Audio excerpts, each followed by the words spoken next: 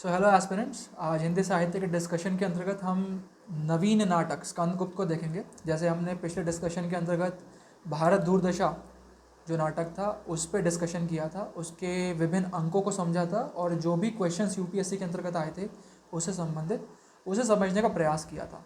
तो आज से हम स्कंदगुप्त नाटक को समझने का प्रयास करेंगे। जो आज का प्रश्न भी था वो भी स्कंदगुप्त नाटक पर था कि स्कंदगुप्त नाटक प्रसाद के जीवन मूल्यों का कौन कौन सा संदर्भ उद्घाटित करता है। वो मुख्य परीक्षा 2015 के अंतर्गत आया था, तो उसे समझेंगे। साथ ही साथ स्कंदगुप्त नाटक क्या कहना चाहता है वो भी समझने की कोशिश करेंगे और एब्सर्ड नाटक पर भी एक संक्षिप्त परिचर्चा करेंगे कि एब्सर्ड नाटक क्या होते हैं हिंदी साहित्य के अंतर्गत। स्कंदगुप्त की मैंने किताब आपके सामने रखी हुई है, आप वीडियो में देख रहे होंगे। यदि आपके पास ये किताब नहीं है तो प्लीज़ ये किताब खरीद लीजिएगा स्कंदगुप्त के अंतर्गत और इसे पढ़ लीजिएगा, क्योंकि यूपीएससी की व्याख्या जो प्रश्न आते हैं, व्याख्या से संबंधित जो प्रश्न आते हैं उसमें नाटकों के अंतर्गत भी कई पंक्तियां यूपीएससी पूछता है। तो ऐसे में ज़रूरी हो जाता है कि आप स्कंदगुप्त नाटक को अच्छे से पढ़ लें। जो पंक्तियां बहुत इंपॉर्टेंट है उन्हें रेखांकित कर लीजिए और उन्हें बार बार रिवाइज़ कीजिए, ताकि व्याख्या का जो प्रश्न आएगा उसे पहचानने में आपको ज़्यादा दुविधा ना हो। तो चलिए डिस्कशन शुरू करते हैं।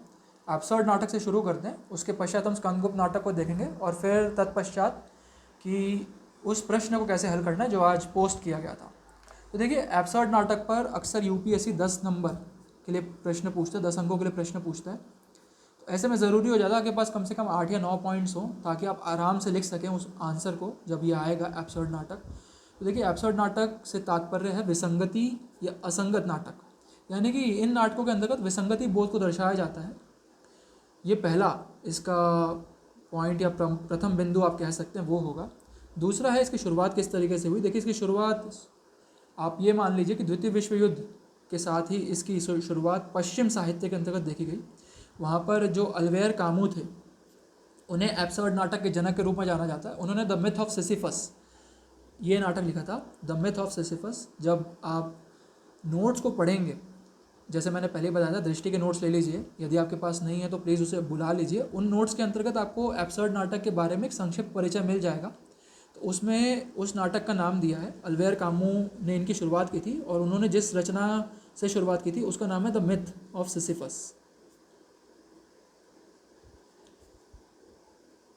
तो यदि फ्रेशर्स देख रहे हैं, उन्हें समझ में नहीं आ रहा है क्या हो रहा है, तो बिल्कुल घबराने की ज़रूरत नहीं है। जब आप नोट्स पढ़ेंगे आपको समझ में आ जाएगा। चौथा है, जिस दर्शन का इस पर प्रभाव था वो है अस्तित्ववाद, एक्सिस्टेंशियलिज्म। अस्तित्ववाद का सर्वाधिक प्रभाव एब्सर्ड नाटकों पर रहा और अस्तित्ववाद की शुरुआत सार्थ, कामू, किरकेगार्ड इन्होंने की थी। तो आप उनके नाम यहाँ पर लेकर आ सकते हैं और बता सकते हैं किस तरीके से एब्सर्ड नाटकों पर अस्तित्ववाद का प्रभाव रहा। अब इनका रंगमंच समझते हैं, क्योंकि हम लोग नाटकों का डिस्कशन कर रहे हैं तो रंगमंच बहुत ज़रूरी हो जाता है कि आपको समझ में आए कि रंगमंच कैसा होता है अब एब्सर्ड नाटक का। तो देखिए, यहाँ पर किसी प्रकार का कोई डायलॉग्स नहीं होते हैं, मूक अभिनय होता है। ये पहला बिंदु है यहाँ पर। द्वितीय बिंदु है कि जो मुखौटे होते हैं उनका प्रयोग होता है यहाँ पर ऐसा नहीं है कि चरित्र वास्तविक रूप में अपना चेहरा दिखाएंगे, वो एक मुखौटा पहनते हैं और उसी मुखौटे के साथ वो लोग अभिनय करते हैं। तो ये द्वितीय बिंदु है यहाँ पे। तृतीय बिंदु है कि प्रश्न शैली का उपयोग किया जाता है और ये इसकी सर्वाधिक प्रमुख विशेषता है कि नाटक जो होते हैं पूरे के पूरे वो प्रश्न शैली के अंतर्गत होते हैं। संवाद जो सारे के सारे होते हैं प्रश्न शैली पर खेले जाते हैं। जो चौथा प्रमुख पॉइंट है वो है कि ऊट पटांग चीज़ों को किसी न किसी प्रकार का अर्थ दिया जाता है इन नाटकों के अंतर्गत, एब्सर्ड नाटकों के अंतर्गत। यदि आप प्रमुख रचनाकारों को जानना चाहेंगे, देखिए भुवनेश्वर हैं, उनके तांबे के कीड़े बहुत प्रसिद्ध है। तांबे के कीड़े एक एब्सर्ड नाटक के अंतर्गत ही जाना जाता है। दूसरा है लक्ष्मीकांत वर्मा, आप इनका नाम लिख सकते हैं, लक्ष्मीकांत वर्मा जी हैं। और लक्ष्मीकांत वर्मा जी की एक प्रसिद्ध रचना है रोशनी एक नदी है। रोशनी एक नदी है, एक एब्सर्ड नाटक ही है और आप ये दर्शा सकते हैं। तो ऐसे में आपका एक अच्छा आंसर पूरा हो जाएगा 10 नंबर के लिए। तो ये रहा एब्सर्ड नाटक से संबंधित एक परिचर्चा, छोटी परिचर्चा। चलिए अब देखते हैं स्कंदगुप्त क्या कहना चाह रहा है। देखिए, स्कंदगुप्त जयशंकर प्रसाद जी का बहुत ही प्रसिद्ध नाटक है, बहुत ही प्रसिद्ध रचना है।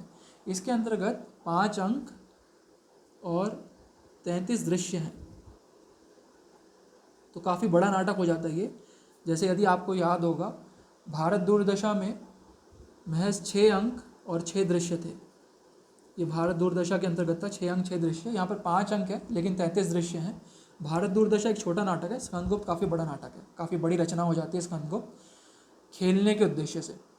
तो चलिए अब देखते हैं कि स्कंदगुप्त में जो प्रथम अंक है, पहले आज हम अंक 1 देखते हैं कि अंक 1 क्या कहना चाहता है। प्रथम अंक जो है स्कंदगुप्त का, उसमें क्या बात दर्शाई गई है जयशंकर प्रसाद जी के द्वारा।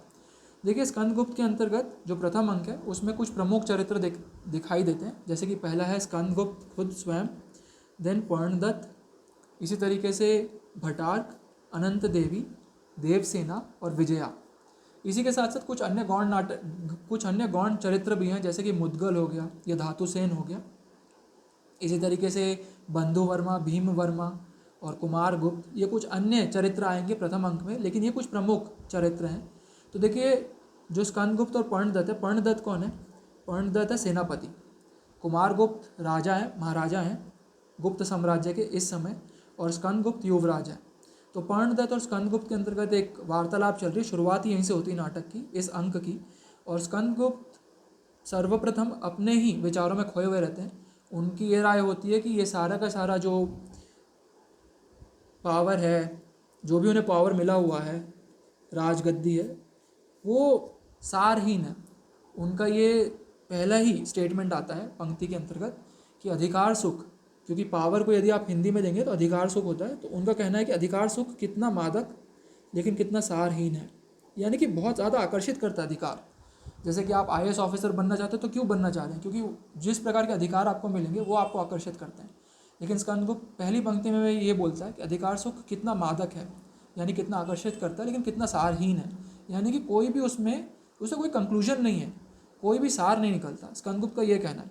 तो पर्णदत्त को लगता है कि जो स्कंदगुप्त यानी कि जो युवराज है गुप्त साम्राज्य के, वो अपने अधिकारों से वंचित नहीं हो रहे, अधिकारों को समझने की जो चेष्टा होती है उसे पूरी तरीके से नहीं निभा रहे हैं। वो समझ नहीं रहे हैं युवराज कि उनके अधिकार क्या हैं और उन्हें उनकी जिम्मेदारी क्या है, वो अपनी जिम्मेदारियों से भाग रहे हैं। पर्णदत्त को ये लगने लग जाता है। तो पर्णदत्त उन्हें समझाने की कोशिश करता है कि स्कंदगुप्त, हे युवराज, साम्राज्य पर आक्रमण होने वाला है, हूणों का आक्रमण होने वाला है और आप किस तरीके की बात कर रहे हैं, कुछ इस प्रकार की चीज़ें समझाता है। तो ये प्रथम अंक के अंतर्गत इन दोनों कैरेक्टर्स में ये बातें हो रही है। दूसरा जो दृश्य है वो हमें ये दिखता है भटार्क और अनंत देवी के अंतर्गत। देखिए अभी प्रथम अंक की बात चल रही है लेकिन दृश्य बदल रहा है, क्योंकि 5 अंक और 33 दृश्य हैं, तो प्रथम अंक में ही कम से कम 5 या 6 दृश्य हैं। तो दूसरे या तीसरे दृश्य में ये समझ में आता है कि जो भटार्क और अनंत देवी है, अनंत देवी कौन है? कुमार गुप्त की महारानी, यानी कि गुप्त साम्राज्य की महारानी, कुमार गुप्त की पत्नी है ये। कुमार गुप्त गुप्त साम्राज्य के महाराजा है। तो अनंत देवी एक षड्यंत्र रच रही है पूरे गुप्त साम्राज्य के अगेंस्ट, कि गुप्त साम्राज्य को पूरी तरीके से गिराना है ताकि स्कंदगुप्त जो है वो महाराज नहीं बन पाए, जो अगला उत्तराधिकारी है महाराज का, महाराज पद का, वो नहीं बन पाए, और जो अनंत देवी का पुत्र है वो ही महाराज के पद पर स्थापित होना चाहिए। तो भटार्क के साथ मिलकर एक षड्यंत्र रच रही है, ये दर्शाया जाता है प्रथम अंक के दौरान। और जो देवसेना और विजया के मध्य जो वार्तालाप चल रही है, देखिए विजया देवसेना की दोस्त कह लीजिए। देवसेना यहाँ पर प्रमुख महिला चरित्र है, आप ये मान सकते हैं कि हीरोइन है इस पूरे कैरेक्टर की। जैसे स्कंदगुप्त हीरो है वैसे देवसेना हीरोइन है, और विजया उनकी एक सहेली है, लेकिन विजया जो है बाद में जाकर विलेन का रोल करेगी, यानी खलनायिका बन जाती है विजया इस पूरे नाटक के अंतर्गत। तो स्टार्टिंग में क्या हो रहा है कि इन दोनों में ही वार्तालाप चल रही है, हूणों का आक्रमण हो गया है। देवसेना को एक आप मान लीजिए कि बहुत बुरी आदत है, बुरी आदत कह लीजिए, अच्छी आदत कह लीजिए, वो बहुत ज़्यादा गाने गाती है।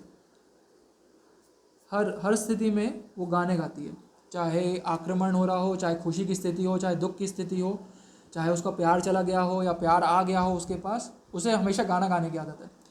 तो देवसेना को गाना गाने की आदत है। तो हूणों का आक्रमण हो चुका है प्रथम अंक के अंतर्गत, और देवसेना अपने भाइयों को समझा रही है, बंधु वर्मा और भीम वर्मा को, कि तुम जाके लड़ो। और उसी बीच उसका गाना एक आता है।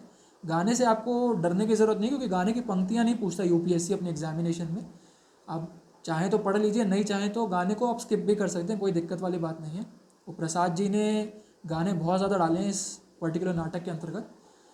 तो दोनों में वार्तालाप चल रही है। विजया बोलती है कि महारानी तुम किस तरीके से ऐसे युद्ध के समय में गाना गा रही हो, लेकिन फिर जो देवसेना की भाभी है जयमाला, वो बताती है कि विजया युद्ध भी तो एक गान ही है, और इस प्रकार की पंक्तियाँ से वो विजया को कन्विंस करने की कोशिश करती है कि विजया युद्ध भी एक गान ही है और गाना बहुत अच्छी चीज़ होती है। वो इस तरीके की बातें करती हैं विजय के समक्ष। तो वो सब हमारे लिए इम्पोर्टेंट नहीं है, पंक्तियाँ इंपॉर्टेंट है जो जयमाला विजया को कह रही है कि युद्ध क्या गान नहीं है। ये अक्सर यूपीएससी ये क्वेश्चन पूछता है व्याख्या खंड के अंतर्गत। ऐसे क्वेश्चंस कई बार आए हैं कि युद्ध क्या गान नहीं है, ये पंक्तियाँ किन के द्वारा कही गई है, या व्याख्या कीजिए ये पंक्तियों में आखिरकार जो जयमाला है वो कहना क्या चाह रही है।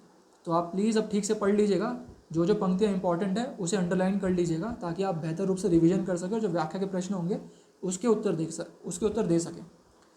तो चलिए जो आज का प्रश्न था उसे देखते हैं। यदि प्रश्न आपके पास नहीं है तो इस वीडियो के डिस्क्रिप्शन में आपको वो प्रश्न मिल जाएगा।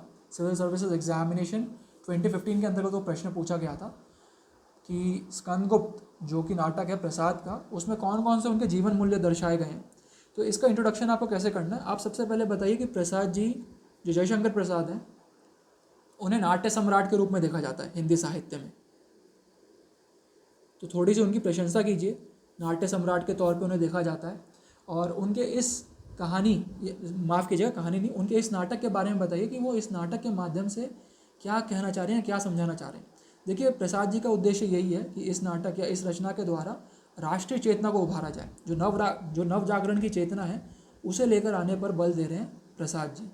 तो आप ये इंट्रोडक्शन में 2 या 3 पंक्तियों के अंतर्गत समझा दीजिए कि प्रसाद जी का क्या उद्देश्य है इस रचना के द्वारा। देन आप सीधा आइए कि क्या जीवन मूल्य प्रसाद जी ने दर्शाए हैं। तो देखिए ये कुछ प्रमुख मूल्य मैंने लिखे हैं यहाँ पर, जैसे आनंदवाद हो गया, बौद्ध दर्शन हो गया, मार्क्सवाद हो गया, छायावाद हो गया, अवतारवाद हो गया। तो ये कुछ प्रमुख दर्शन हैं जो प्रसाद जी ने इस रचना के अंतर्गत लेकर आए हैं।